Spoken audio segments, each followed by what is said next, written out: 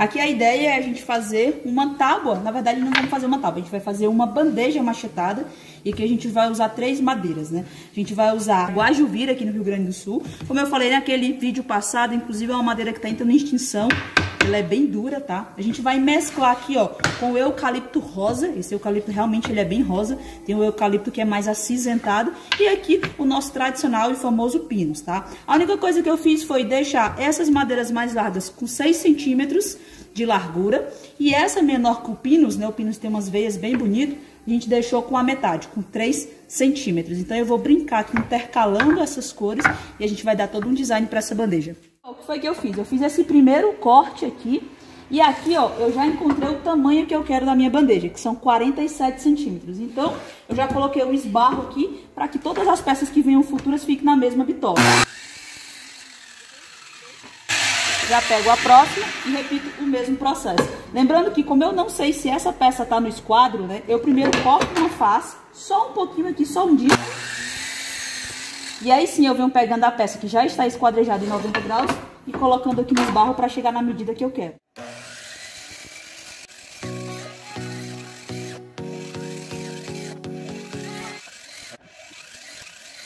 Falei, a ideia é brincar entre as cores, né? Então, como eu tenho 2 peças de eucalipto rosa e tenho 3 de guajuvira, eu vou botar a guajuvira no centro, até porque é a madeira mais dura, né? Mais densa que eu tenho. Vou brincar aqui, ó, lateral com lateral e vou finalizar com pinos para dar uma quebrada aqui na cor. Vai ficar mais ou menos esse design. Lembrando que essa peça, ela não é uma tábua de corte, né? A ideia da gente é usá-la como bandeja. Então, a gente vai pensar aqui no processo de finalização, tanto das bordas, de repente numa alcinha, pra gente usar ela como uma espécie de gamela, espécie de bandeja. E agora, sem sombra de dúvidas, o que que eu vou utilizar? A Wood 3. Por quê? Porque ela é uma cola atóxica, ou seja, essas peças elas vão ter contato com o alimento.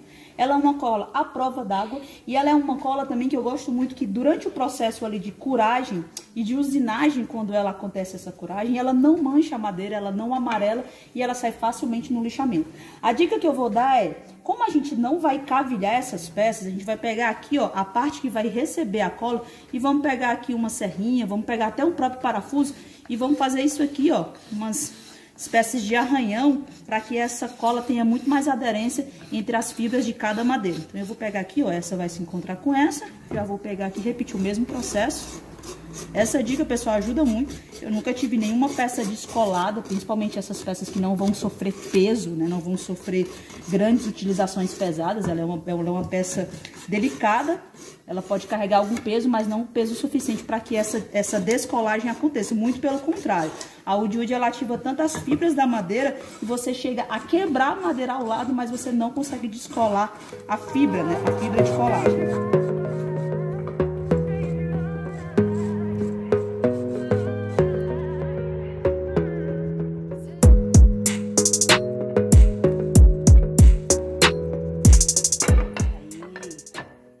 Agora, não tem segredo, passar a cola. Não precisa, pessoal, ser o excesso de cola, tá? Até porque o aconselhável também, que muita gente não faz ou não fala, é passar sempre só em uma extremidade. O ideal é que você passe nas 2 extremidades a cola, mesmo que essa cola vá ter contato na parte que foi passada. Tem muita gente que faz isso aqui, ó, pra ficar mais claro. Passa de um lado da madeira, tá? E já vem aqui, ó. Se eu vier aqui, por mais que essa peça vá colar, ela não vai ter, como é que eu posso dizer? Ela não vai estar uniforme, então não tenha preguiça, ó. Pega a outra peça que também vai ter o contato, por isso que não precisa encharcar. Passa a cola, deixa essa cola bem uniforme aqui, ó. Ou com a ajuda de uma espátula, ou com um pincel, ou com o dedo. Eu, nesse caso, eu prefiro passar assim mesmo com a mão, porque eu sinto mais, eu sinto a cola ficar bem, realmente bem passada e bem uniforme, ó. Tá vendo como não precisa daquele excesso de cola? Quando você prensar e essa cola expandir um pouco, ela sobrar um pouco, é o ponto, tá? Não precisa escorrer. Então eu venho aqui, ó, em vez de eu já fazer esse movimento, eu já vou passar do outro lado, porque ela vai receber os contatos de ambos os lados dessas partes internas. Então aqui, ó, repito o mesmo processo.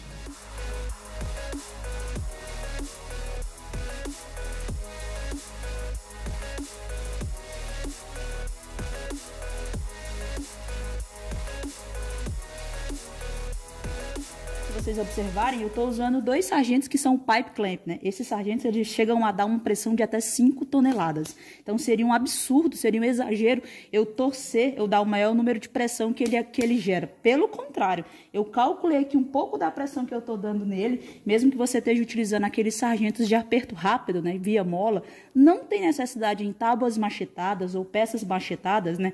Que vão ter encontros de madeira, você colocar muita pressão, porque é o contrário do que se imagina. Quando você coloca muita pressão, você tira a cola que está ali entre as duas fibras. Então, coloque pressão suficiente, como eu falei, ó, para essa cola transpassar aqui. Não precisa de exagero nem na passagem de cola e nem na pressão.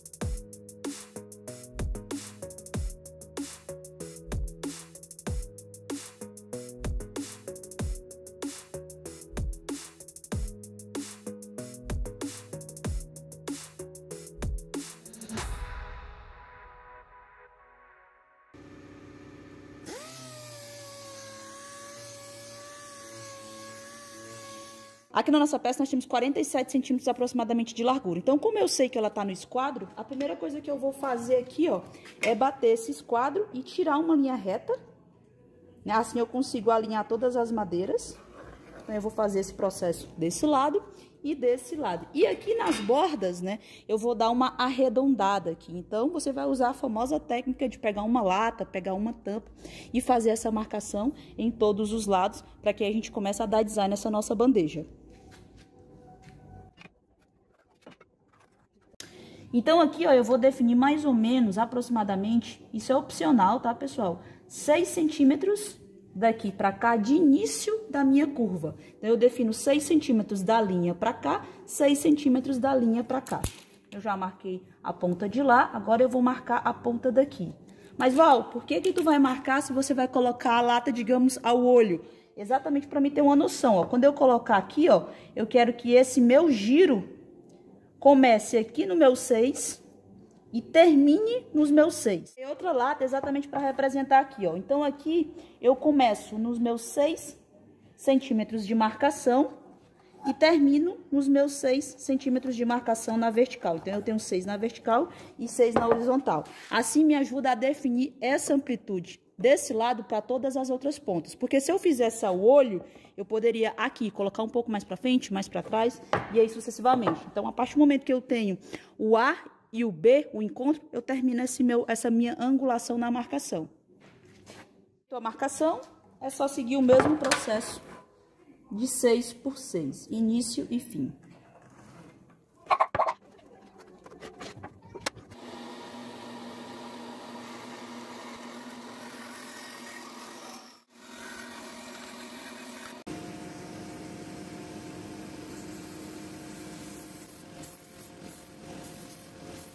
Então, aqui é a nossa peça já semi-tratada, né? Com aquelas 3 tratamentos de lixamento, mas ainda vai vir um lixamento de finalização.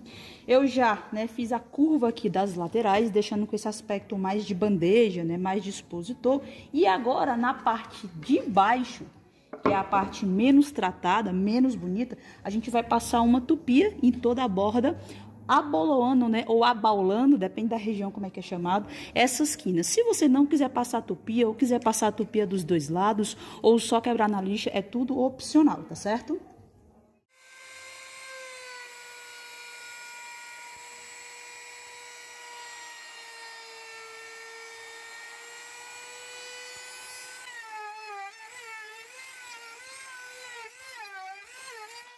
Agora aqui, nossa bandeja já começando a criar sua identidade, a gente vai virar, né, na parte que a gente abalou, na parte que a gente quebrou as quinas. E aqui eu vou utilizar 3 pezinhos, você pode usar 4 pezinhos, fica a seu critério. E eu vou utilizar então pezinhos que eu já encontrei aqui na fábrica, são pezinhos reaproveitados, tá? E como eu vou trabalhar com 3, o que é que eu vou fazer? Eu vou encontrar aqui a assimetria de divisão para formar um triângulo, né? De forma que quando eu inverta ela, ela fique 100% esquadrejada. Mas se você quiser trabalhar com 4 pezinhos, fica a seu critério. Ou 2 travessinhas, 2 barras de cada lado, você que vai dar o design da sua finalização.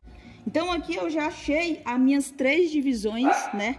Dos pés. O que eu vou fazer? Eu vou primeiro fazer uma marcação, para que quando eu vier primeiro colando, eu vou primeiro colar e só depois eu vou parafusar. Assim eu ajudo a estacionar exatamente na posição que eu quero. Então eu já tenho aqui a minha primeira marcação, vou repetir esse mesmo processo nessas outras 2, e aí sim eu vou aplicar uma cola instantânea, deixo essa cola instantânea trabalhar uns 30 segundos, e aí sim eu faço 2 furações com parafuso. Uma aqui e outra aqui, evitando que esse